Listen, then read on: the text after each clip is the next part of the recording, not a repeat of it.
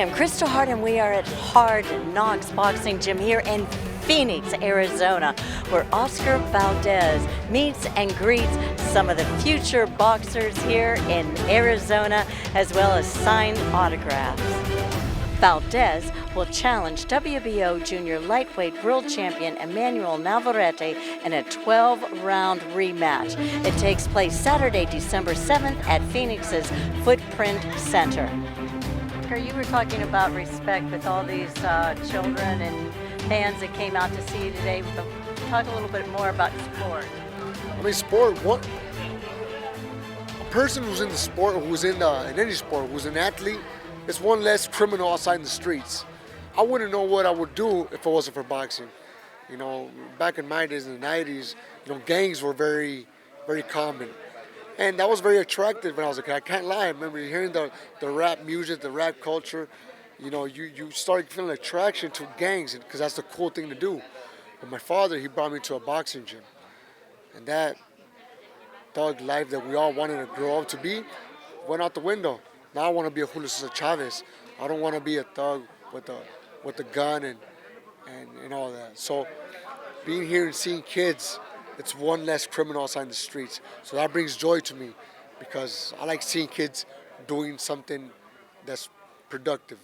You know, just boxing, baseball, school, whatever, as long as you're doing something good in life.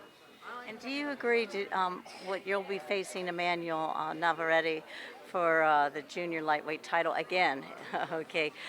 As you looked at the tapes, did you agree with the decision? Oh yeah, it was a one-sided fight. You know, I've always been a very competitive fighter, very, very hard on myself. But I gotta be honest. I'm a very honest person. That was a one-sided fight. He did what he had to do very well to get the win. But I do feel that, you know, I got more to prove. I just think it wasn't my night. I think I lost focus on the game plan. So I believe I can beat him. I believe I'm a better fighter than him. But how could I say that if I lost? I just feel it. I just feel it. I feel that I'm a better fighter. I just feel that I don't let the words talk. I'll try to let my fists do the talking the day of a night. I have nothing but respect for Oscar Navarrete. We're gentlemen outside the ring. But inside that ring, we're going to try to knock each other's heads off.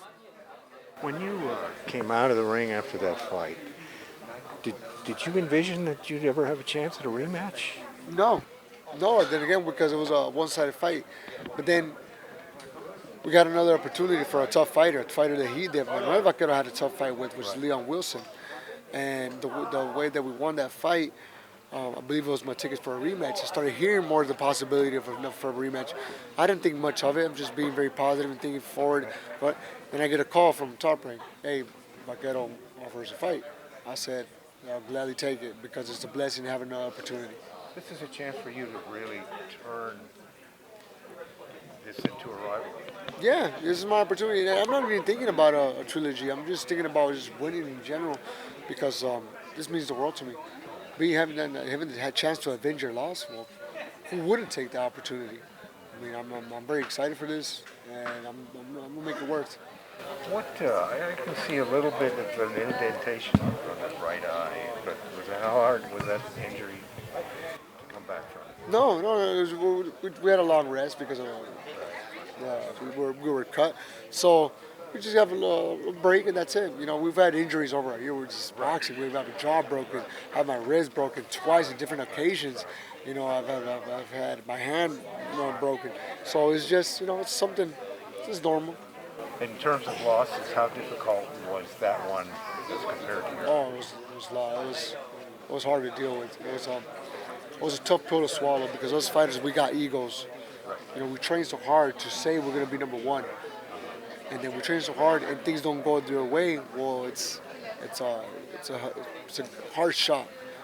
But that's where that discipline needs to kick in. I mean, you're not motivated to go back to the gym because you lost.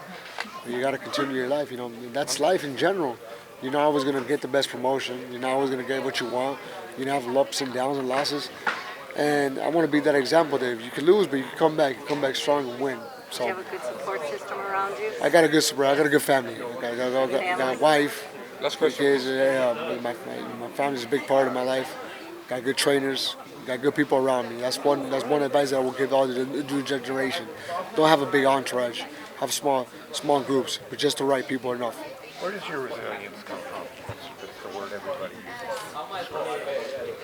I think I was born with it. I was born to fight, and I cannot accept a no for an answer just because you can't do it.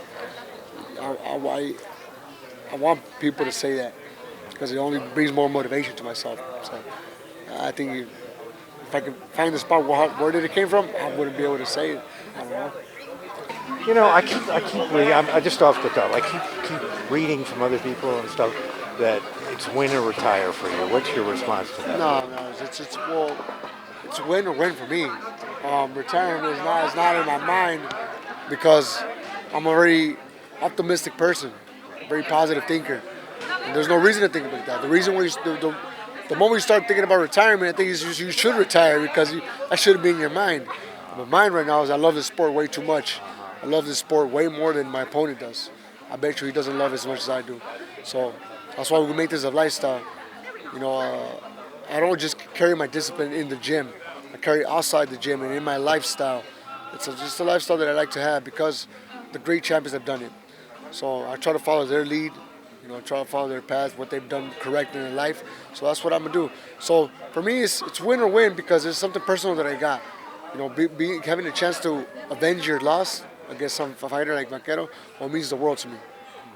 So that surprises me a little bit. Do you see something in Navarrete that tells you that he doesn't have the same love for it that you do? Well, because he's openly said it before. It's not me saying. He says he wants 1 or 2 fights. He wants to retire.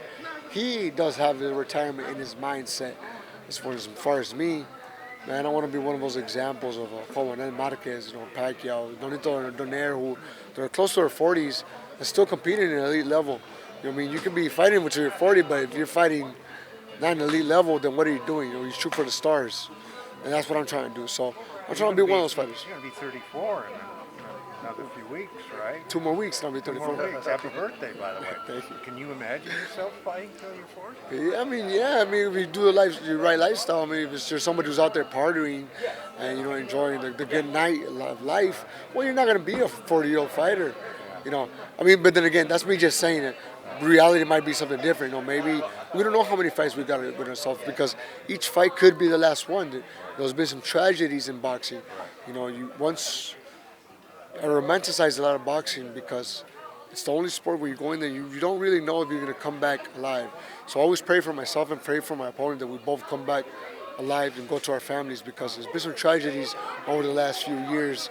So every time we step in the ring, just for the fans to know that every fighter out there deserves respect by a simple act that they're risking their lives inside that ring.